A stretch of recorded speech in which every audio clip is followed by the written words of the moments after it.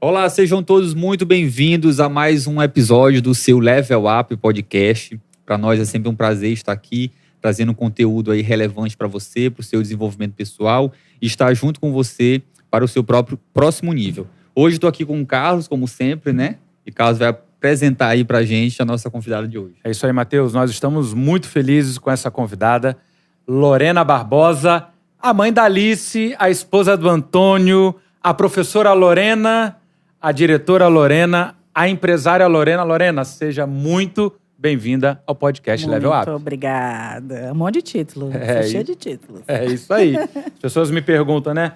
Carlos, como é que tu dá conta de tantas coisas? Eu falei, rapaz, agora eu vou virar a pergunta para a Lorena, assim, porque a mulher é muito boa em muita coisa. Lorena, assim, uma coisa, a gente já te acompanha, a Lorena tem uma história aí muito legal, construindo ainda, né? Nos primeiros passos dessa história muito legal envolvendo a educação.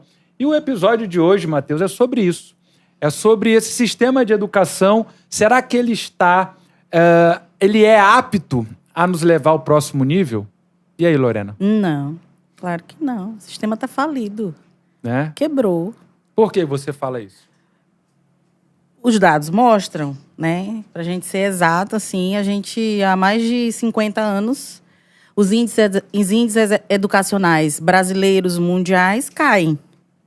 Então, uma coisa que está só em queda livre não pode levar ninguém ao próximo nível, né? E, na verdade, hoje o que está acontecendo é um resgate.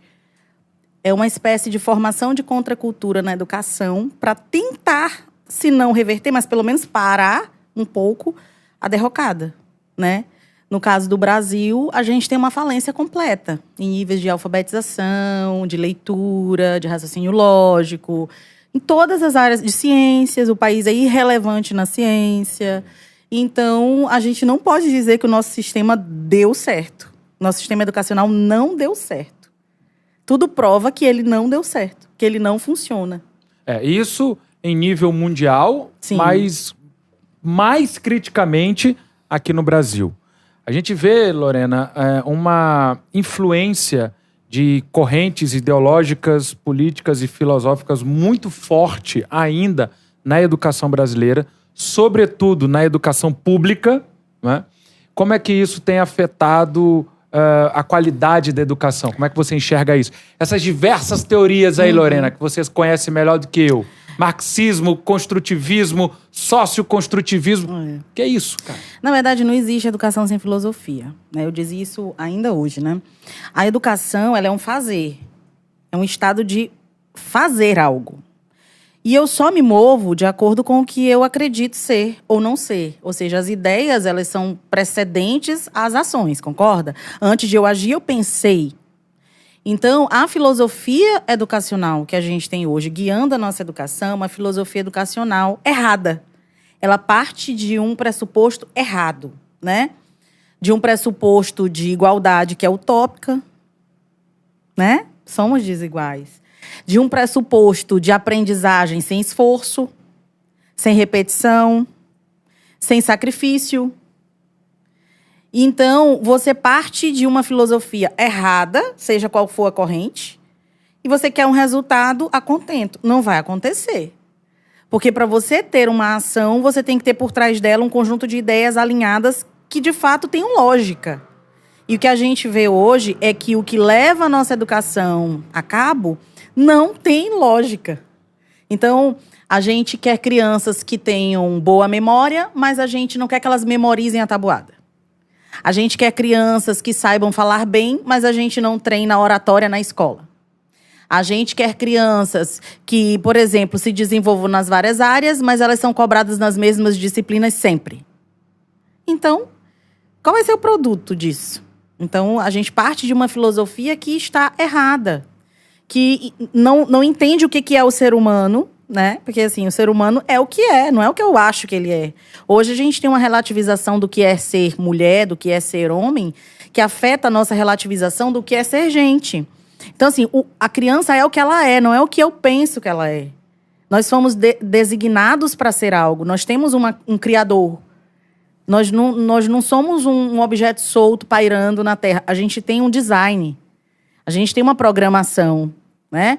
Então, se você entende como é essa programação, aí sim você pode planejar como é que você vai fazer para educar essa criança. Agora, se você parte de um pressuposto errado de que nós não temos um criador, de que pode não existir nada além de nós, né? Então, você não tem muito norte para educar esse ser que você não conhece, você não sabe como funciona, né? Então, eu acho que o grande problema da educação hoje é a base filosófica dela. É o que se acha que o homem é. Esse é o grande problema. E aí, tudo que se faz para educar não funciona. Não funciona. Porque você está partindo de um pressuposto errado. Entendi. Isso é algo que você diria que já está permeado nas estruturas ou, eventualmente, um professor ou um educador que tem uma visão diferente, ele vai conseguir imprimir uma forma de abordagem diferente? Isso já, a resposta é dupla. Isso já está permeado na nossa cultura, no nosso imaginário, na nossa engrenagem social, na nossa engrenagem econômica, educacional, já está plenamente assim. Por outro lado, eu sou, por exemplo, uma das que não desistem. Então, eu acredito piamente que um ser humano que tenha conhecimento do funcionamento humano e que esteja imbuído de uma missão de educação, de uma vocação para educar, ele consiga diminuir bastante. Só que o esforço dele vai ser sempre 2 vezes maior, porque ele vai numa contracultura. Então, assim, tudo que ele falar vai ser absurdo, tudo que ele fizer vai ser estranho. E aí, daí até você ser aceito, até você ser ajudado pela sociedade, leva um tempo. E aí, isso testa quem são os resilientes, quem são os vocacionados, percebe? Só fica realmente quem é para ficar. Quem se aventura não consegue, porque é muito desestimulante. Entendeu? Então, se por um lado eu tenho uma estrutura já falida, por outro eu tenho pessoas que não estão conformadas, sabem que está, mas tem gente nascendo todo dia. Os que estão nascendo podem ser salvos disso, de alguma forma. De alguma forma. Entendeu? O que você fala me lembra uma obra que, não vou chamar clássica, que o nome não é esse, mas bem relevante, que é aquela da década de 90 ainda, Emburrecimento Programado, né? Sim. Que o professor John Taylor ele vai falar sobre os problemas da educação pública nos Estados Unidos, mas é uma obra relevante até hoje, não só nos Estados Unidos, mas no Brasil, principalmente. Apesar de ter o foco na escola pública, ainda é o mesmo padrão que a gente percebe na escola, na maioria esmagadora do ensino particular também, né? A falta de autonomia, a uniformização do conhecimento, a falta de incentivos pessoais, né? Lorena, como é que você enxerga? Eu sei que você é uma educadora fora da curva, junto com o Antônio. Vocês têm um programa muito legal, têm uma ideia, uma concepção. Vou chamar de uma cosmovisão para a educação bem diferente. Por que vocês dois, por que a Lorena decidiu romper com isso? Na verdade, isso... senta que lá vem história, né? Vamos lá. Que na verdade é o seguinte... Eu, quando terminei o 3º ano, eu não sabia o que eu ia fazer da vida. Eu já era cristã, mas eu sempre gostei de escrever, de falar. Eu sempre fui muito claramente da área, vamos dizer assim, da área de linguagens. Falo 2 línguas fora o português. Então, eu sempre gostei disso. Mas não sabia qual era a minha vocação. Não tinha ouvido isso nem na igreja, né? O que é uma pena. Porque se o jovem ouve falar de vocação e entende o que é vocação, ele busca a vocação e ele não erra as carreiras. Então, assim... Eu fiz jornalismo, não gostei de jornalismo, depois pulei para letras, né? E aí me formei letras, português e inglês. Comecei a lecionar inglês. Eu passei por todas as áreas dentro das letras, né? Literatura, língua portuguesa, gramática, o inglês e a redação, que foi a matéria que de fato me parou, porque é uma dor. Não saber escrever e ler é uma dor social. Verdade. Né? Você tem... Sempre, em toda família, tem alguém que não sabe ler ou escrever. E não tô falando de analfabetismo. Tá todo mundo alfabetizado. Isso. Eu tô falando de pessoas alfabetizadas que são analfabetas. Funcionais, não funcionam, né? Então, eu comecei a me apaixonar por esse universo de escrita e leitura. Via que isso era uma dor. Paralelamente, havia um mercado clamando por pessoas que estivessem dispostas a ensinar alguém a ler e a escrever, né? E encontrei Antônio, né? A gente dava aula numa escola grande daqui da cidade. Ele dava aula de literatura já apaixonado por literatura. Eu sempre amei literatura. Eu pensei que fosse apaixonado pela Lorena. Na verdade, a gente era amigo, né? Nós éramos colegas de escola. Eu dava aula de redação, ele dava aula de literatura. E aí os alunos começaram a encher a nossa bola, assim. Ah, tem uma professora ali, professor, você já olhou? E pra mim falava assim, a senhora já viu o professor? E aí ficava aquele jogo. Eu falei, gente, quem é esse homem que vocês estão falando, né? E aí a gente começou a ser amigo. Legal. A gente acabou se encontrando. O Antônio é meu grande amigo, né? Uma pessoa inteligentíssima. Verdade. Talvez a pessoa mais inteligente com quem eu tenha conversado. Ele é muito inteligente. Verdade. E a gente conversa sobre absolutamente tudo, né? E troca figurinha. É muito gostoso você ter uma pessoa com quem você possa intelectualmente se casar. E eu tive essa sorte, ele teve essa sorte, da gente intelectualmente se casou, né? Então, quando a gente casou, a gente acabou montando um curso de produção textual, de redação. Porque era um mercado, porque nós dois já fazíamos isso, né? E acaba que a gente nunca sabe o que Deus tem reservado. Começamos por uma questão mesmo de vocação, vamos fazer. E na primeira aula a gente tinha 9 alunos, na segunda já tinha mais de 50. Nossa. De uma semana para outra, encheu o curso. O Instagram foi um grande vetor, né? Porque as pessoas olhavam a gente, assim, 2 professores dando aula na mesma sala ao mesmo tempo. Isso já é diferente. Porque cada aula só tem um professor. Então, como que é? Nós entrávamos nós 2 na mesma aula para dar a mesma aula. Então, é como se nós estivéssemos aqui dando uma aula para uma plateia. Aí, um fala, o outro fala, um discorda, o outro concorda. O que foi o grande boom nosso? É que nós tínhamos visões muito diferentes de mundo. Como assim? Sim, eu sempre fui terrivelmente conservadora. Sempre fui, né? Terrivelmente conservadora. Eu sou ultra conservadora, com orgulho. E ele não. Ele sempre foi aquela pessoa, assim, que tinha conhecimento do todo e que em alguns assuntos ele se posicionava de certa forma, em outros de outra forma. Ocorre que nas discussões de temas para escrita, não dá para ficar em cima do muro, porque Exato. O muro tem dono. Isso. Então, você tinha uma professora que ficava de um lado e um professor que fazia ali o advogado do diabo. E era muito interessante para os alunos. Porque eles tinham pessoas mostrando 2 lados de uma mesma moeda. Olha, tem esse lado e tem aquele. Você não pode esquecer desse aqui ao falar desse. Então, era enriquecedor. Foi a época em que a gente conseguiu 3 vezes nota 1000 na redação do Enem. Que legal. Isso deu uma mídia muito grande para nós, porque era muito difícil, continua sendo. Hoje está mais difícil. Então, a gente foi crescendo dessa forma. Viramos um curso de redação, depois viramos um cursinho completo, hoje viramos uma escola, que é o caminho natural. Você vai abrindo o caminho e percebendo onde há lacunas na educação. E você vai tentando entrar. Aí a pergunta, como que houve essa ideia? Na verdade, não foi nada planejado. Não foi planejado. Literalmente. A ideia surgia, às vezes íamos orar, e a ideia surgia. A ideia da escola, eu sempre conto. A gente ora muito sobre essa questão, né, da nossa vocação até hoje. Porque a gente sabe o que é para fazer, mas a gente continua orando. Qual é o próximo passo, né? E eu fui orar uma noite e o Senhor falou comigo, abra uma escola. Do jeito que eu tô falando aqui com você, abra uma escola. E eu já tinha um curso de redação, já tinha um trabalho na internet, já tinha 30 mil seguidores na internet, né? Eu comecei a usar o Instagram desde 2012, tudo muito orgânico. E aí eu falei, não quero não, porque eu sei o que tem na escola. É um trabalho gigantesco. Quem que quer, Nossa. gente? As pessoas pensam assim, o dono de escola é rico, amor. Ei, preste atenção, educação é envelhecedor. É uma profissão que envelhece. Porque você tem um nível de estresse alto, você lida com pessoas de todas as formas.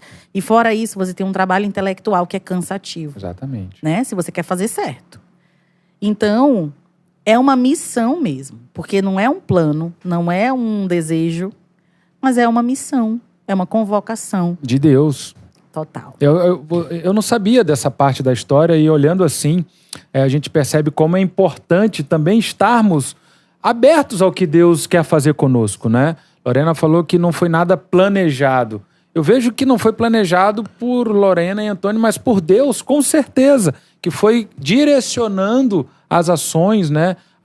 Ampliando a visão para que eles pudessem alcançar, como é o tema do nosso podcast, o próximo nível. Lorena, eu percebo na tua fala uma esperança. Eu não gosto da palavra idealismos, porque me remete a ideias que podem ser boas, mas não realizáveis. Há um preconceito na palavra idealismo, mas esperança não. Ainda existe esperança para a educação brasileira, para o pai de aluno. Porque eu te falei aqui em off, eu sou pai de 2 crianças, né? E estão na idade infantil ainda, infantil 1 ainda. Uhum. E eu sou muito preocupado com essa questão de educação e muito preocupado, talvez por isso que a gente está debatendo isso aqui, porque outros pais, assim como eu percebo essa angústia, porque tem aquela grande massa, me corrija se eu estiver errado, tem aquela grande massa que acha a escola como um depósito para passar tempo. Mas eu não vejo isso. A educação, ela começa lá em casa, a escola ela vai aperfeiçoar, dar aquele toque de Midas para ajustar os pontos. Há esperança ainda, Lorena? Há esperança ainda, né? Na verdade, o cristão precisa viver com essa esperança. Eu penso que no dia em que eu não acreditar mais, eu vou fazer outra coisa da minha vida, sabe? Então, eu tenho tanta esperança, não nesse mundo, não nessa terra. Eu tenho esperança porque há novas almas chegando. Cada nascimento nos anuncia uma nova alma sendo entregue aos nossos cuidados. Então, enquanto tiver criança nascendo, há esperança, haverá esperança para a educação, porque a criança vai ter que ser educada. E, né, a gente está com uma queda brusca na natalidade. Em vários lugares do mundo. O Brasil também está dentro desse painel, né? Mas ainda há uma natalidade. E eu penso o seguinte, Deus não parou de nos entregar às próximas gerações. Nós estamos... Eu não sei se as pessoas se dão conta da gravidade disso. Nós estamos... Vou até anotar isso aí que é forte. Nós estamos recebendo nas nossas mãos as próximas gerações. Isso é um poder, gente, absurdo. Você é pai, eu sou mãe. Receber um filho na mão é um poder. Você tem um poder na sua mão, sabe? Eu, literalmente, quando me tornei mãe, me senti ultra mega power poderosa. Eu falei, caramba, eu tenho uma menina para me modelar. E Deus ainda me deu uma menina. Eu falei, caramba, ela vai olhar para mim. Eu vou ser muito importante. Na verdade, até 3 anos de idade, nós somos o mundo de uma criança. Você é o mundo de uma criança de até 3 anos.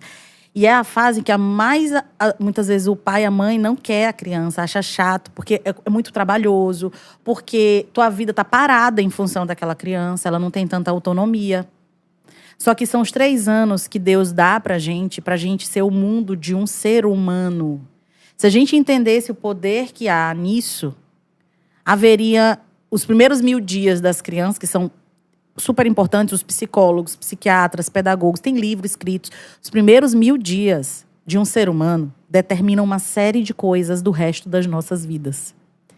Então, sobretudo nós, mães, se nós entendêssemos o poder que reside nos primeiros 1000 dias dessa vidinha que chegou às nossas mãos, a gente estudaria sobre educação todos os dias, porque seria um desespero nosso. Então, assim, o que eu vejo hoje, sabe, é que os pais estão atrasados. Existe um delay na preocupação dos pais.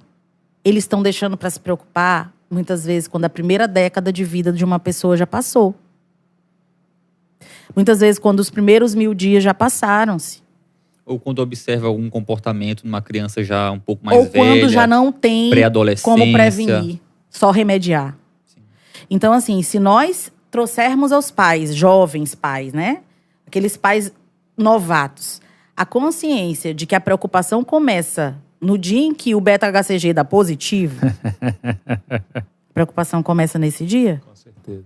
Então, se a gente consegue conscientizar, pelo menos os cristãos, acerca do poder que reside nisso, da responsabilidade, né? De que o caráter e a personalidade de um outro ser humano depende do nosso caráter bem formado, da nossa personalidade bem fortalecida e estruturada para passar adiante o que nós somos. No dia que a gente entende isso, a gente tem esperança de uma educação melhor. E existem pais já fazendo um bom trabalho. Legal. Né? Concordo que existe muito uma ideia também de terceirização, de De achar que a educação é a escola que dá, ou que certos princípios quem vai ensinar é a escola, e não... Eu acho que muitas vezes os pais, como ela bem colocou, não têm ideia da sua capacidade. Eles acham que eu não posso ensinar uma criança porque eu não sou um professor. Quem sabe ensinar é a Lorena porque ela é professora. Mas o pai, ele consegue ensinar coisas, ou deve ensinar coisas que a escola não tem capacidade de ensinar. A lógica do mundo é o homeschooling. Quem ensinou Jesus? Exatamente. Jesus ia para o templo, né? A gente não tem muito registro bíblico oficial de uma infância de Cristo, né? Tem um livro escrito por um papa acerca da vida de Cristo na infância, a gente sabe como é que é. Mas assim, Jesus veio para a Terra e ele teve um pai e uma mãe de carne e osso. E ele teve os primeiros 1000 dias dele. Então assim, Deus colocou o seu único filho para passar por um processo de fases educacionais. E incumbiu uma mulher de fazer esse cuidado. Um homem que morreu cedo de fazer esse cuidado. E Jesus teve mestres durante a formação dele no templo. Mas a base de uma pessoa é dada em casa. Isso nunca vai mudar, gente. Porque, por exemplo, por mais que eu coloque uma criança de 1 ano e meio na escola, eu vou ter que fazer um trabalho com essa criança em casa. O que ocorre hoje é que, sim, existe uma cultura de terceirização. Isso não se dá só com a criança. Nós somos sobretudo no Brasil, nós somos um povo que tem empregada doméstica fixa. Coisa que em outros países até ricos isso não existe. Verdade. Então a terceirização é uma lógica que, por exemplo, o pessoal de esquerda diz que é uma lógica que advém do período escravocrata. A gente está acostumado a ter um escravo. Percebe? Eu não vejo assim. Eu vejo que a terceirização é uma lógica humana. Adão, quando chamado por Deus, culpou Eva, terceirizou a culpa. Não sou eu. Passou adiante. Então, assim, é do ser humano a fuga. As responsabilidades. É do ser humano, né? Qual é a nossa luta? A nossa luta é permanecer responsável, pelo filho que a gente colocou no mundo. E isso não inclui só comida, alimentação, vestuário ou emocional. Isso inclui intelectualidade. Então, assim, a mãe que não entende que uma criança de 6 meses precisa ser estimulada... Por exemplo, uma coisa que eu falei certa vez no meu Instagram, que certas mães já de criança grande ficaram assim, meu Deus, é isso mesmo, eu não sabia disso. Como tu tem um filho, não sabe disso. A criança não nasce enxergando bem, por exemplo, né? A visão é um dos últimos sentidos que a criança vai desenvolver. E a gente precisa ajudar. A ciência está mostrando que a gente precisa ajudar a criança. Hoje tem mecanismo para você trabalhar alto contraste, ajudar a visão a se desenvolver. Coisa que com a audição não é igual. A visão, a fala são artificializadas. A gente precisa ensinar o ser humano a falar. Ensinar o ser humano... Mas já joga, né, uma tela. Não, aí ela não sabe disso. Ela tá grávida, ela não sabe disso. Aí ela ganha essa criança de presente e ela não sabe o que fazer com esse presente. Aí joga uma tela do tamanho... Total, tem criança de 1 mês vendo tela, gente. Adoece. A tela, comprovadamente, adoece o cérebro humano. Então, ai meu Deus, essa epidemia de coisas. Tá, tem fatores genéticos, tem fatores epigenéticos, mas tem um fator que é óbvio. Não precisa de muita pesquisa. Né? Então, essa falta de capacitação é falta de vontade. Eu vejo assim, eu não consigo ver um pai e uma mãe que não se inteiram de um assunto não culpados. Porque você recebeu um filho. Você é o responsável por essa criança. Então, você tem que ser proativo, não dá para ser passivo. Né? Então, o pai não sabe ensinar. Gente... Hoje a gente tem um universo de cursos à disposição para ensinar a gente até a montar o que a gente quiser. Aí para a Lua, se a gente quiser, tem curso, se duvidar.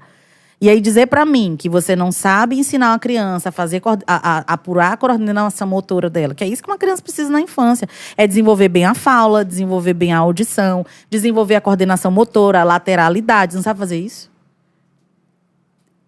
Não sabe colocar uma criança para fazer atividade simples, rolar, andar em linha reta?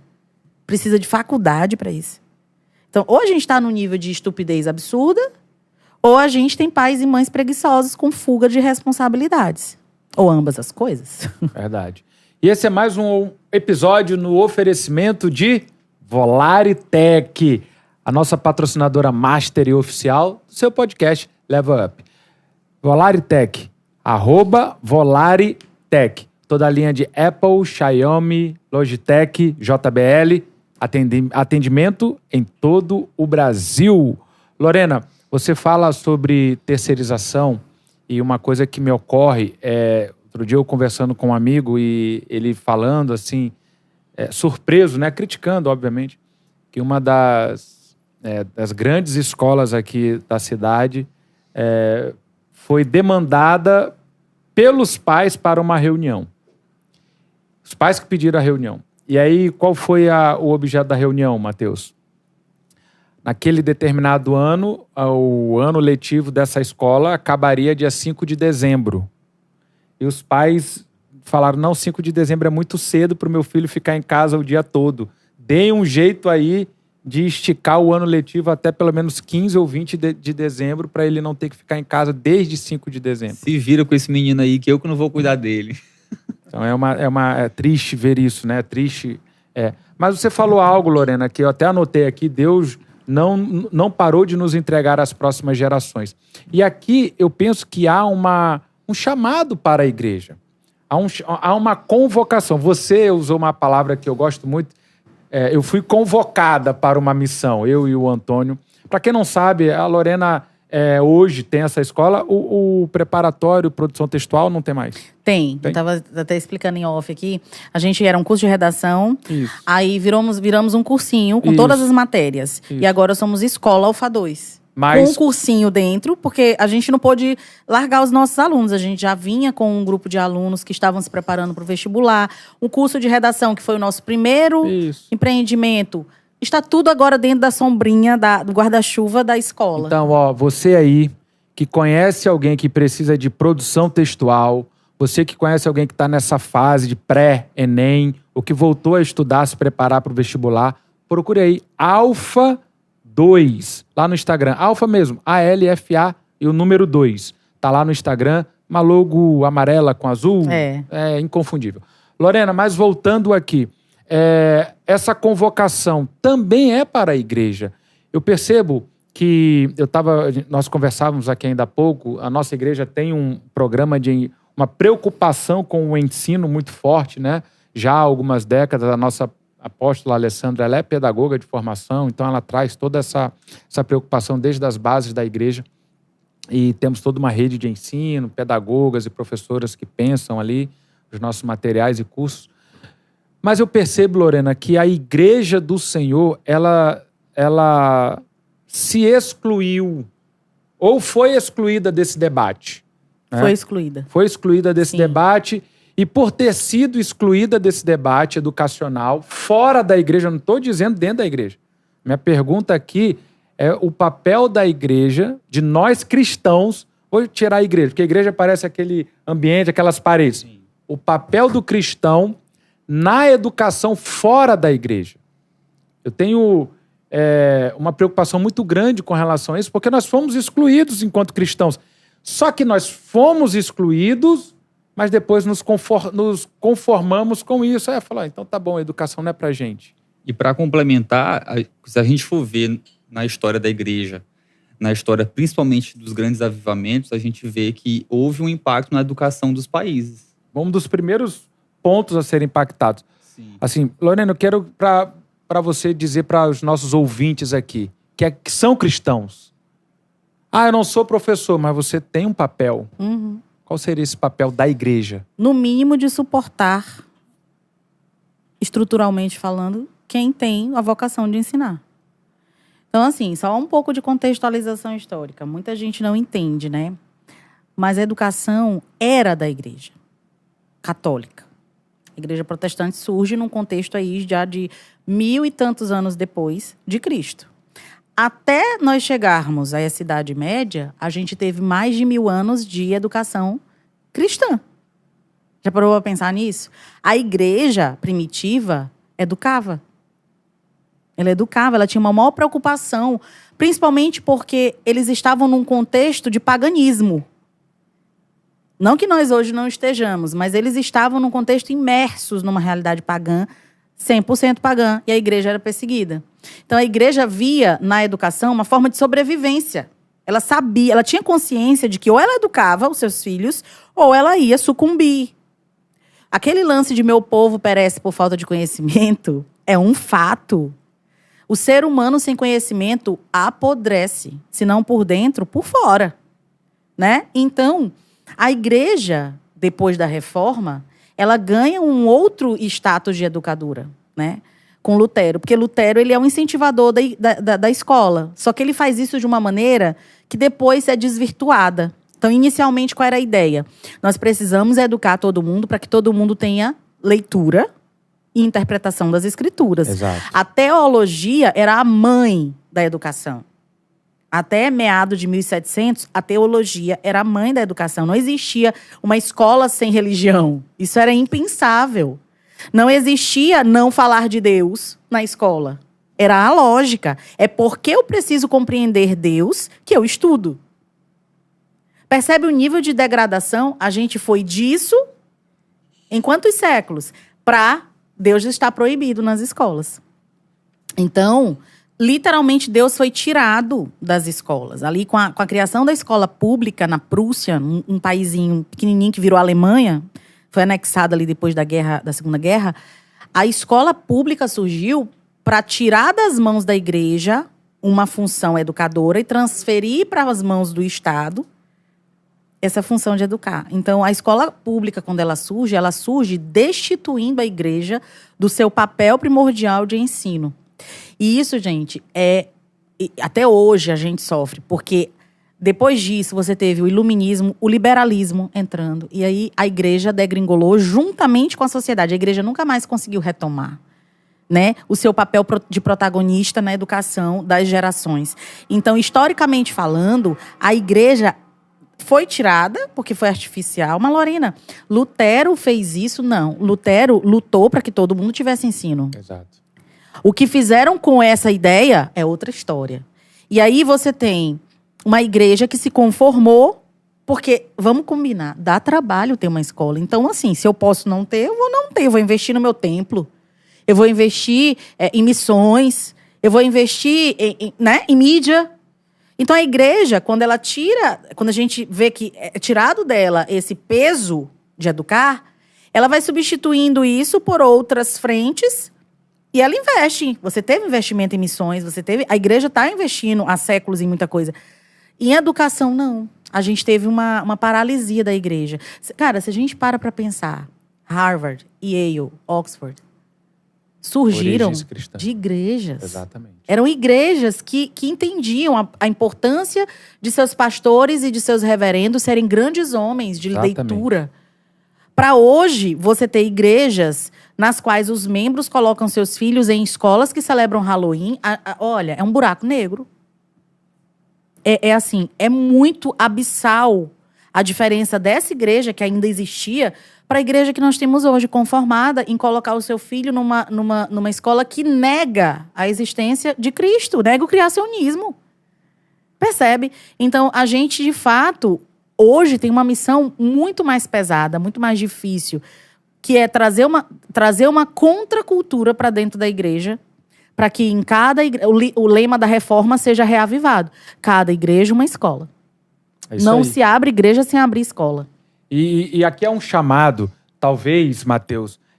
O Mateus, ele é um piadista, né? Ele fala assim, tudo que a gente discute aqui, o Carlos tem um livro. Aí eu falo pra ele, eu tenho mesmo, talvez eu não tenha lido ainda, mas eu tenho lá, eu tenho. Acho que a Lorena até, coincidentemente, postou isso no Instagram dela hoje. Alguém postou lá? Quem controla o governo, quem controla a educação, quem controla o governo... Quem controla a escola, governa o mundo. Governa o mundo. Quem controla a escola, governa o mundo. E quando eu vi esse título, eu tenho esse livro, ainda não li ainda, mas quando eu vi ali o release, eu falei, cara, eu preciso entender isso. Por quê? Por quê? Há um incômodo de que os cristãos, pelo menos é um incômodo meu, de que os cristãos, eles são designados, geralmente, para funções fora da igreja, no mercado de trabalho, para funções medianas ou para funções sem grande relevância. Quando Cristo nos chama a sermos cabeças, onde nós estivermos. Mas para ser cabeça, aí vem o que eu quero te perguntar, nós precisamos de um preparo. É claro que não é na força do nosso braço, não é na força do nosso braço. Há uma atuação do Espírito Santo, o dunamis do Espírito Santo é necessário, sem dúvida. O dunamis do Espírito Santo no livro de Atos foi aquele boom, né? Foi aquele nitro, como a gente diz, que alavancou a coisa. Mas esse nitro, ele precisa encontrar alguém preparado. Não à toa, quem é o grande escritor do Novo Testamento? O apóstolo Paulo, que tinha uma bagagem intelectual fantástica. O que eu quero dizer? Quando o dunamis do Espírito Santo encontra alguém com essa bagagem, os resultados são expressivos e são fantásticos. Lorena, você tem essa preocupação. Você tem a iniciativa da Minha Biblioteca Clássica, porque tem isso também. No Brasil, lê-se pouco e o pouco que se lê-se mal. Né? Tem um livro que eu odeio com todas as minhas forças para a juventude, para adolescente, porque eu já tive um irmão adolescente, Diário de um Banana. Eu odeio esse livro com todas as minhas forças, porque eu acho muito ruim, muito, sei lá... Pobre. Né? Pobre. Lorena, qual é a importância disso? Dessa bagagem para a igreja do Senhor? Eu quero um clamor, eu clamo a você que está nos ouvindo. Pare tudo que você estiver fazendo, preste atenção. Deus te chama para estar preparado. No dunamis, sem dúvida, mas preparado intelectualmente para você ser colocado como cabeça para discutir, para debater e defender as verdades da palavra. A Minha Biblioteca Clássica entra aí. Ela surge assim, né? A gente tem uns índices de leitura mais ridículos. Menos de 2 livros por pessoa. Aí você vai ler a lista de livros. Não tem literatura de ficção. Não tem grandes clássicos. Não tem livros que foram escritos que marcaram gerações. Você tem livro basicamente sobre como ganhar dinheiro ou sobre como cuidar de sua própria vida. É basicamente isso que o brasileiro lê. Mesmo o adolescente, né? E como professora, me incomoda muito algo dentro da igreja, entre os cristãos, que é uma cultura de medíocres. Uma chamada mediocridade. Um conformismo com a mediocridade. Então, assim, a gente tem a ideia de que o que a gente faz e o que a gente vale tanto quanto o que a gente ganha em dinheiro. A cultura fordista, né, nos ensinou que eu sou o quanto eu ganho. E a igreja deveria ser a primeira a resistir isso. Porque boa parte dos grandes gênios morreram muito pobres. Van Gogh morreu pobre. Gente. Machado de Assis não teve quem velasse o corpo dele da família. Não morreu pobre, mas morreu numa situação de não glamour. Aquém da capacidade intelectual dele. Isso. Shakespeare nem se sabe bem onde é que está o corpo. Se especula. Percebe? Então, os grandes homens, eles não foram grandes porque eles ganhavam bilhões. O que mais existe hoje é gente idiota bilionária. Certo? O dinheiro não mede o quão idiota você é, o quão medíocre você é. Mas, Lorena, como assim? A pessoa, para ganhar dinheiro, ela precisa ser muito inteligente? Não. Eu discordo. A pessoa, para ganhar dinheiro, precisa ser habilidosa. Habilidade é diferente de inteligência. Então, existem grandes cientistas que foram queimados. Entende? Então, a igreja comprou essa ideia de que as pessoas precisam se preocupar em ser ricas. Quando, na verdade, o discurso da igreja você precisa se preocupar em ser grande. Existe um professor brasileiro que morreu há algum tempo, chamado José Monir Nasser.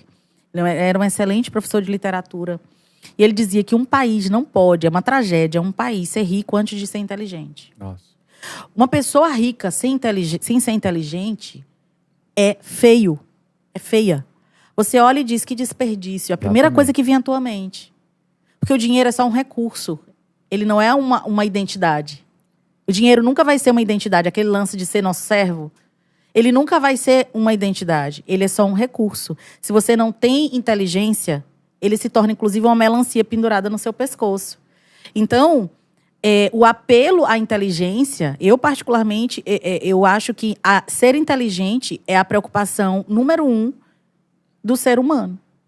Porque a gente nasce com essa potencialidade. Ou seja, eu já tenho isso em mim. Eu já tenho. É só eu fazer o feijão com arroz. Então, ler, gente, nos prepara para viver. Quando você lê um livro fictício, você está vivendo possibilidades. Você nem sabe que isso está acontecendo no seu cérebro, mas o seu cérebro está guardando padrões de comportamento com os quais você vai se deparar na sua vida, na sua família, no seu casamento. Então, me preocupa muito uma geração que não está lendo, porque é uma geração que não tem caixa preta. Sabe? Então, eu digo, vamos lá. E surgiu a ideia, vamos criar um clube de leitura. Um curso no qual eu vou ler esse livro e eu vou explicar o que é importante. Por que esse livro é importante? Para ver se eu consigo fazer as pessoas se apaixonarem por esse livro. Então, eu sugiro a leitura, tantas páginas por dia, você vai ler. Te digo qual é o livro que você vai ler e depois eu te dou uma aula mostrando o tanto de coisa rica que aparece nesse livro. Então, é um livro que foi escrito em 1788. Cara, como era o mundo em 1788. Aí eu vou lá na aula e falo, ó, o mundo em 1788 era assim, assim, assim, assim. Era monarquia, né? Teve revolução. Aí eu vou mostrando na linha do tempo o que acontecia enquanto esse cara teve essa ideia aí para lançar esse livro. E o que tem acontecido é que as pessoas têm se apaixonado pelos livros. Porque elas não leem só uma história, elas leem o mundo. Elas leem quão rico era o mundo. E elas começam a ter conteúdo para comparar o que vivemos hoje com o que era e começam a querer aquele mundo, né? Aquela educação que as crianças recebiam, aquela família que era daquele jeito, retratada nas histórias. Então, esse chamado para ler livros universais, livros que fizeram a cabeça de homens que nos governaram, que nos governam, né? Ele tem sido aceito por muitas famílias. Então, assim, eu tenho recebido muitas mensagens assim, de mães falando, cara, eu sou médica, eu tenho juíza. No meu curso, eu tenho juíza, eu tenho médicas, eu tenho dentistas, eu tenho donas de casa, eu tenho gente de toda a espécie que você imaginar. Eu tenho até gringa no meu curso, né? Gente fora do país. Elas estão se apaixonando, porque assim, você foi para a faculdade de medicina, você continua sendo ignorante. Você é um advogado, você continua sendo aculturado. A faculdade não torna ninguém culturalmente rico, sobretudo no Brasil, se falando de federais. Então, quando uma pessoa fala, ai, doutor fulano da federal, eu olho para ele e falo, tem cultura? Ele pode saber abrir um peito e operar um coração. Ele é ali um técnico. Ele é técnico. Mas culturalmente, ele pode ser um analfabeto cultural. É uma pessoa que nunca viajou para fora do país, nunca visitou um museu. É uma pessoa que não planeja estudar arte, não quer conhecer nada que é belo, não quer ter contato com as belezas do mundo. É uma pessoa que não tem interesse em outras culturas. Uma pessoa dessa não pode ser rica culturalmente. E os livros nos permitem fazer essas viagens, né? Então, a minha biblioteca clássica está na sua quarta turma. Eu ia lançar uma só para ver se dá, né? E tô na quarta. Caramba. Aí a gente começou, eu tenho outros projetos, a gente está com uma comunidade já bem grande. E a ideia é continuar expandindo novos livros, trazer... Porque, assim, as mães estão aproveitando para ler com os filhos, porque elas não leram quando elas eram crianças esses livros. Porque a nossa geração, o pessoal que tem aí 40 e poucos anos, é uma geração que já pegou essa pancada da educação ruim. Né? Já pegou essa educação totalmente besterol. Livros bobos. Então, a mãe não teve. Como que você vai dar o que você não tem? Só que elas estão muito despertas. E muito desejosas de dar, só que não tem.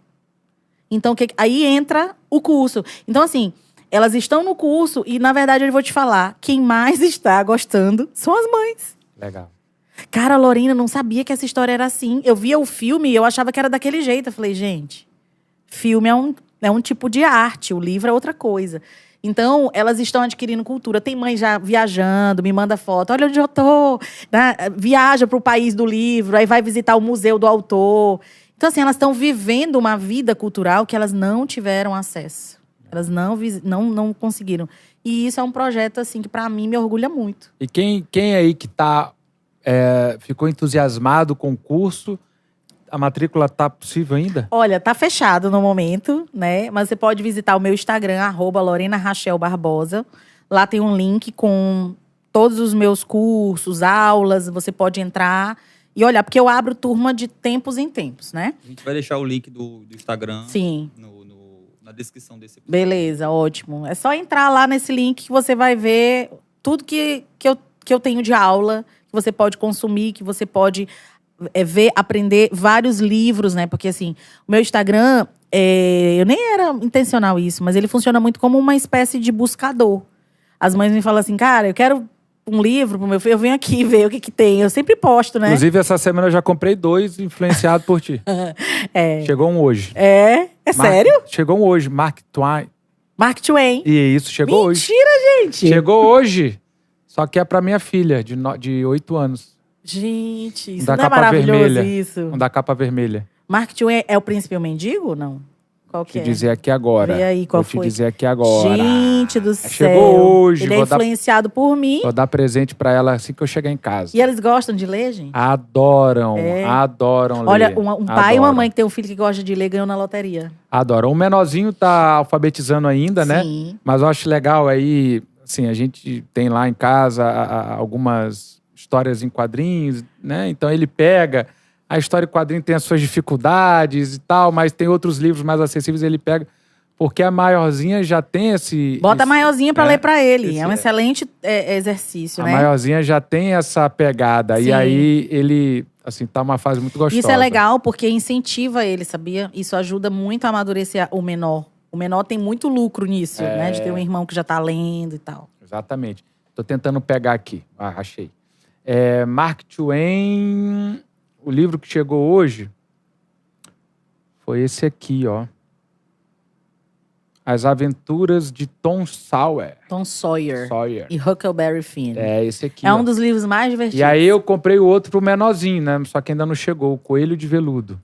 Eu dei uma aula sobre isso. É uma história bem legal. Tá aqui, ó. Chega essa semana Ó, aí. influenciado total. Totalmente. Agora o seguinte, Lorena, a gente percebe um entusiasmo, um amor, uma paixão pela educação, né? Sua e esse projeto do Alpha 2 e de todo o ecossistema Alpha, né? Vem muito disso, está plantado aí. Mas talvez a nossa mãe ou o nosso pai, que está nos ouvindo ali agora, né? Tem essa agenda corrida. Trabalha, algumas mães têm a rotina dupla de trabalho fora de casa, chega em casa, precisa também cuidar das coisas de casa. O pai que talvez esteja na correria. Uma dica prática que você poderia deixar para quem está nos ouvindo, olha, isso aqui você pode fazer, você deve fazer.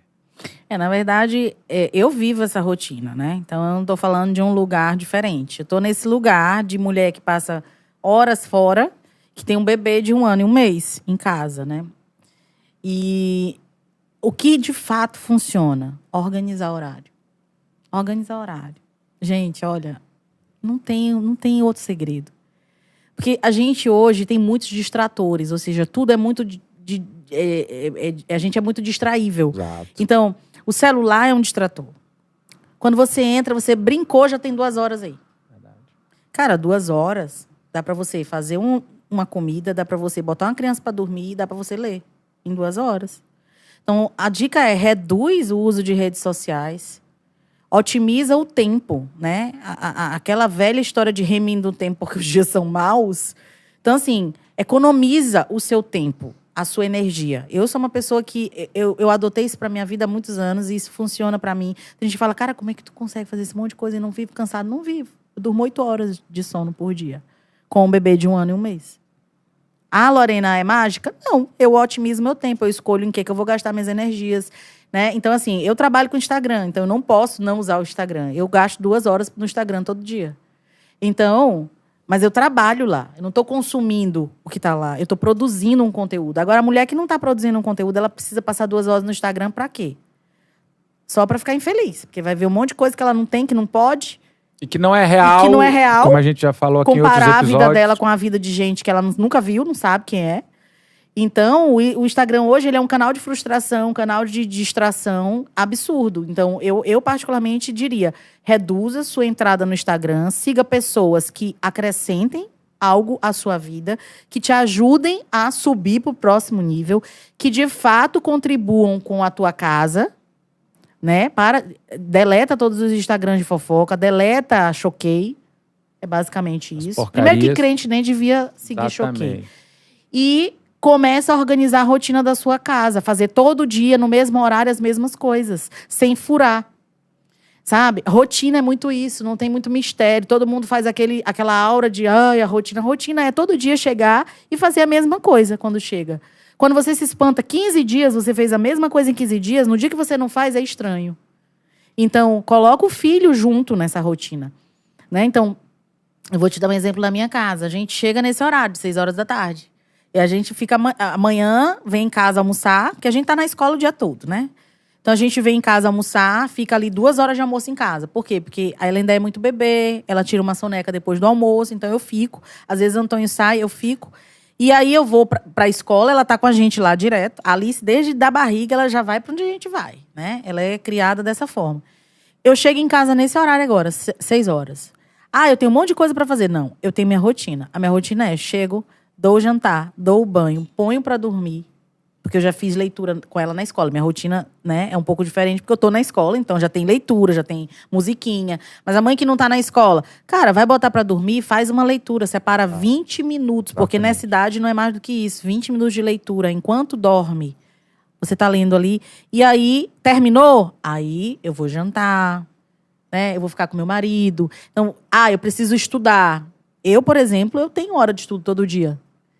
Então, mas como? Porque eu não gasto meu tempo com bobagem, entendeu? Então, a gente precisa ser muito vigia do nosso tempo. Vigia da nossa performance. Cara, sono perdido envelhece. A gente acorda não disposto. A gente não tem... Eu, por exemplo, não tenho mais idade para perder sono. Então, meu sono é sagrado. Com a idade, você vai entendendo o que é importante, né? Então, mãe, organiza a rotina e prioriza o que é mais importante. Todo dia, da mesma forma, no mesmo horário. Isso funciona.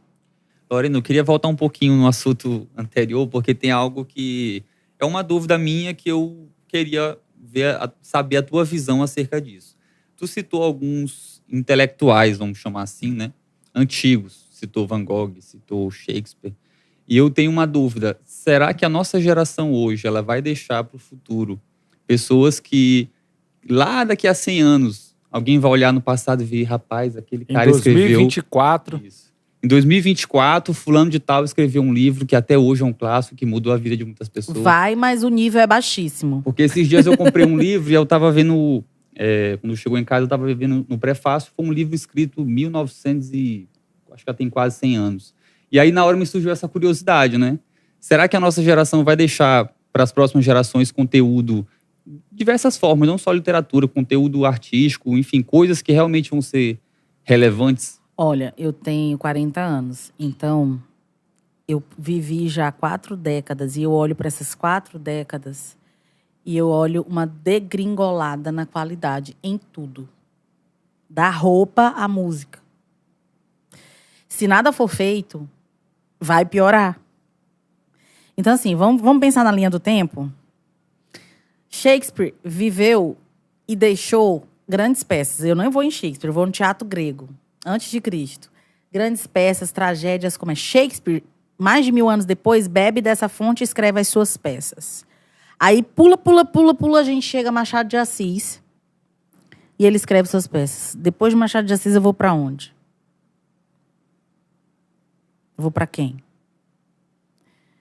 Por que isso aconteceu? Porque nós deixamos de ler os gregos. Por que a minha escola é uma escola cristã clássica? Para resgatar isso. Porque os gregos são uma fonte inesgotável intelectual. A única coisa dos gregos que dá para você rechaçar é a religião. O resto pode incorporar, porque é tudo certo. Era uma sociedade impecável. Era uma sociedade que não era cristã, não era crente, mas entendia o que era o homem. Não tinha a escritura sagrada para guiar o seu caminho, mas pelo uso da inteligência, que é um dom de Deus, eles conseguiam viver bem.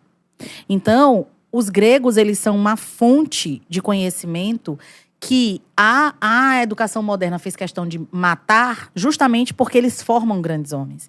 Quem lê a literatura clássica não gosta de outra coisa. Não vai aceitar qualquer ideologia. Não gosta. Exatamente. Quem vê a arte grega não gosta de outra coisa. Tu entende? Aquilo é uma espécie de lavagem cerebral que a gente recebe. Você não volta nunca mais para outro caminho. Então, vamos ter daqui a 100 anos a J.K. Rowling, a autora de Harry Potter, sendo Shakespeare. Yeah. Entendeu? Claro. Só que você olha para a qualidade e você vê um decréscimo. As pessoas que serão grandes daqui a 100 anos são medíocres. Os medíocres serão vistos pela sociedade da época como grandes homens.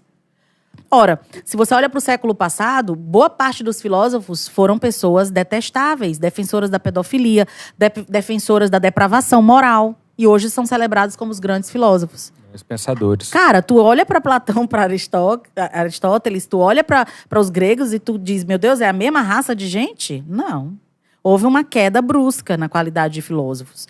Então, isso vai acontecer. Daqui a 100 anos, o seu filho não vai ouvir falar de Shakespeare. Como assim, Lorena? Ele vai ouvir se ele estiver num ambiente que preservou.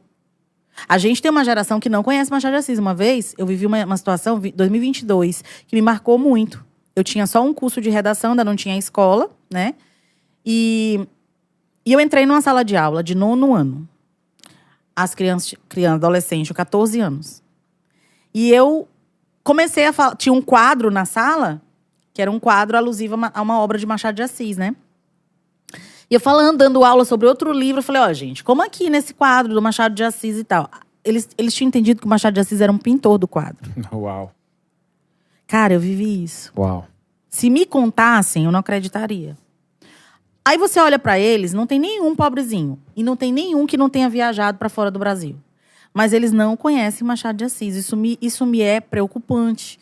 Ah, mas Lorena, por que o Machado de Assis é um pedágio? Porque se você consegue ler aquele cara, você consegue ler uma sociedade inteira na qual ele viveu. Exatamente. E assim, a gente tem uma geração de 14 anos que tá no TikTok, conhece todos os TikTokers, mas não sabe quem é Machado de Assis. Isso me preocupa, porque é o povo que vai ser adulto na época da minha filha. Então, se não pelos outros, mas pela minha, eu já fico preocupada. O que minha filha vai viver, gente? Com quem que minha filha vai conviver quando ela estiver grande? Com esse tipo de gente? Não quero. Então tem gente que fala, tu é muito... Não é, é porque se a gente vivesse a nossa vida preocupado dessa forma, no sentido de cuidar não só do nosso, mas também dos próximos, a gente entenderia que o que a gente está deixando não é para os nossos filhos. Eles vão viver num momento... Porque o que a gente vive hoje, nossos pais plantaram. Nós estamos plantando para os nossos filhos viverem. Perfeito. Então, se você entende que isso é preocupante e você tenta fazer alguma coisa, não só pelo seu filho, mas pela igreja, pelos filhos dos outros na igreja, você vê que você está tentando preservar um mínimo para a próxima geração. Porque daqui a 100 anos, cara, o que vai ser bonito, o que vai ser grande é horrível. É horrível. Se você olha um quadro pintado no período renascentista e você olha arte moderna, se você compara o que Michelangelo fez com o que Picasso fez, Picasso é o ápice do modernismo. Isso. É feio comparado, entendeu? Então imagina isso daqui a 100 anos, o que estão pintando hoje? Entende? O gosto tá mudando para pior. Ele não tá mudando para melhor. Então o que a gente faz? Por que eu entro aí como educadora clássica? Porque eu entendo que há que se preservar isso, porque senão daqui a um tempo ninguém vai ter acesso a isso. Ninguém nem vai conhecer. Entendeu? E assim, o que é mais preocupante ainda? O mundo daqui a 100 anos, se é que chegaremos até lá, ele vai estar muito geograficamente reconfigurado. A Europa não vai ser a Europa. A Europa vai ser um califado islâmico. Então você não vai ter mais as igrejas para visitar, a olho nu. Você só vai ter isso nas fotos dos livros, né? Eles vão destruir tudo. O califado islâmico vai destruir a Europa cristianizada. Todos os símbolos cristãos serão queimados. Então a gente não vai ter. De destruir toda Com certeza. Tudo. Cristã. Vai destruir tudo. Não é só. Eles não vão destruir a religião. As pessoas não entendem, tá? Eles não vão destruir a religião. A religião cristã é indestrutível. Nós vamos governar o mundo. Quando Jesus voltar, depois disso a gente governa, a gente ganha. A gente sabe disso. O problema é que até Jesus voltar, a gente vai viver num mundo em que a gente não tem os símbolos preservados. Isso vai nos distanciar cada vez mais dessa vida cristã. Vai ficar muito difícil preservar o imaginário cristão daqui a uns anos, gente. Não vai ter referências. A gente não vai ter. E na educação isso vai ser pior, porque a educação é arte, é música, a educação é o belo. Se eu não tenho isso sendo produzido, eu vou ter que buscar isso em outro lugar para fornecer para os meus alunos. E se eu não preservo, da onde eu vou tirar? Então, às vezes, o meu senso de urgência é por já ter estudado o planejamento que há para a dominação islâmica do mundo. E eu sei que isso vai acontecer em menor e maior grau daqui a uns anos. Talvez eu esteja viva, talvez não, mas a minha filha vai estar, mas os meus netos vão estar. Isso me preocupa, porque a gente precisa entender que a gente não está aqui só por nós, né? A gente está aqui por eles também. Como eu disse no começo, a gente recebeu uma geração para cuidar. E a gente vai prestar contas. Nós seremos cobrados pelas almas que fomos, né, com a qual fomos agraciados. A alma da minha filha vai ser cobrada de mim. A alma dos meus alunos vão ser cobrados de mim. Né? Deus me deu um dom e ele vai dizer, minha filha, o que você fez? Presta conta aqui para mim. Então, se eu vivo dessa forma, se eu tenho certeza de que vai ser assim, isso não deve me preocupar. Com certeza. Não verdade, verdade. Lorena, nós estamos chegando ao final de mais um episódio. É um episódio que passou assim, rápido, voando. Episódio bom é assim. E eu quero deixar aberto, assim, para você esse espaço para uma mensagem final. Os nossos ouvintes podem te achar aí no Instagram, Lorena Rachel Barbosa, né?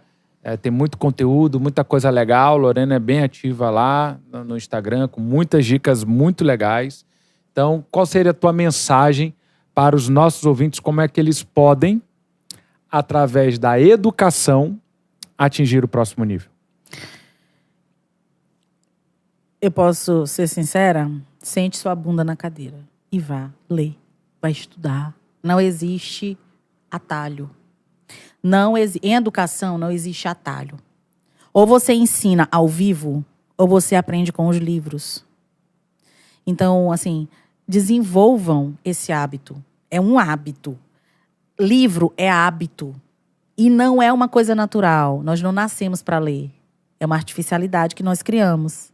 Deus não nos criou para isso, mas Ele colocou em nós essa habilidade e nós descobrimos. Então, vamos usar isso. E assim, não só ler a Bíblia. A Bíblia tem tudo? Tem. A Bíblia tem tudo. Mas se eu posso lançar mão de outros recursos para me auxiliar, eu vou lançar mão, porque Deus ele vai me dar essa condição. Deus deixou para a gente uma série de livros que vão nos ajudar a encontrar o caminho. A Bíblia é o principal, mas existem outros que podem se somar à Bíblia. Então, assim, os cristãos estão muito bitolados ao estudo bíblico, e eles estão esquecendo que a intelectualidade, ela aponta para a realidade. A Bíblia aponta para a realidade, sim, mas a intelectualidade, ela se soma a isso. Quando você mencionou Paulo, uma curiosidade que eu sempre tinha, né? Que eu perguntava a Deus, por que Deus escolheu Paulo? Quando começou a falar, eu falei, olha, todo mundo precisa entender isso. A gente precisa se esmerar para espelhar Paulo. Querer ser inteligente. Paulo era muito inteligente. Muito. Aquele discurso na Areópago. Assim, ele foi educado de forma grega. Ele teve aula de retórica. Exatamente. Então, assim, quando tu estuda educação clássica, Paulo tá lá. Não como crente. Ele tá lá como pessoa, sim, né? Sim. Então, a gente precisa espelhar os grandes homens da Bíblia. Do Novo Testamento. Há grandes homens ali na igreja primitiva. Então, que a gente possa querer ser mais inteligente, que a gente possa sair desse culto à mediocridade, né? Sair dessa ideia de que você é quanto você ganha, porque isso é uma falácia, né? Nas igrejas, eu acho que isso é diabólico, sabe? Isso tem levado muitos cristãos a não atingirem o próximo nível, que eles poderiam atingir. Gente que é inteligente para tanta coisa, mas se deixa perder por mediocridade, por uma mentalidade de mediocridade mesmo. Né? Então, assim, sente sua bunda na cadeira, vai estudar, vai ler. Eu não sei em que área, mas todas as áreas têm o que estudar. Todas as áreas têm aperfeiçoamento te esperando. E assim, se dedique a isso, porque Deus usa quem Ele quer. Mas de vez em quando Ele pega uns aí que estão super bem preparados. E Ele usa, e esse um que Ele pega voa. Voam. Sim, tu olha pra Billy Graham, cara. Aquele homem era muito bem preparado. Aquele homem tinha contato da rainha ao monge. Cara, sabia conversar com qualquer pessoa. O seu Shed. Tu tá entendendo? Pega Billy Graham. Cadê esses caras? Então, assim, a gente tem que querer ser esse povo. Exatamente. Não é? Eles estão morrendo. Exatamente. Sabe o que me preocupa? Eles estão tudo morrendo. Eles estão morrendo, pega gente. Pega um John Piper, tu pega um C.S. Lewis. Cara, C.S. Lewis caras? era o dinossauro de Oxford, era o professor mais inteligente da sua geração. Exatamente. Cadê os caras? Aí você diz, meu Deus, quem ficou no lugar? Ninguém ficou no lugar. As lacunas estão todas aí para serem preenchidas. Eu vou te falar uma coisa, eu tenho muita vontade de preencher uma grande lacuna. Porque eu tenho certeza que Deus não me levantou nesse tempo para nada. Ou para ficar velha trabalhando. A vida não é trabalhar e pagar boleto. Eu tenho essa consciência. Então, assim, a gente tem que ter desejo de marcar a história, cara. A gente perdeu essa vontade de marcar o nosso tempo. De daqui a 20 anos alguém falar no nosso nome. A gente não quer ter esse orgulho. E isso é um pouco de desesperança no futuro. Um pouco de desesperança no além. Entendeu? Então, meu desejo é que, assim, que vocês estudem. Assim, minha vontade é ver pessoas estudando, pessoas melhorando. Pessoas dizendo pra mim, cara, mudou a minha vida. Eu agora tô no outro rumo que eu nem sabia que existia. Eu entrei e, ó, a minha vida é outra. Entendeu? Legal. Deus vai te usar. Esse foi mais um episódio Level Up. Muito obrigado, Lorena. Muito obrigado, Matheus. Dê o nosso beijinho na Alice, um forte abraço no Antônio e que você possa alcançar o próximo nível. Se prepare. Deus quer te encontrar preparado. Pessoal, você que ainda não é inscrito no nosso canal, se inscreve aqui para você que está assistindo no YouTube e também para você que está nos ouvindo no Spotify, tá bom? Curte aqui, encaminha esse episódio para uma pessoa que precisa ouvir essa conversa. Até o próximo Level Up. Valeu!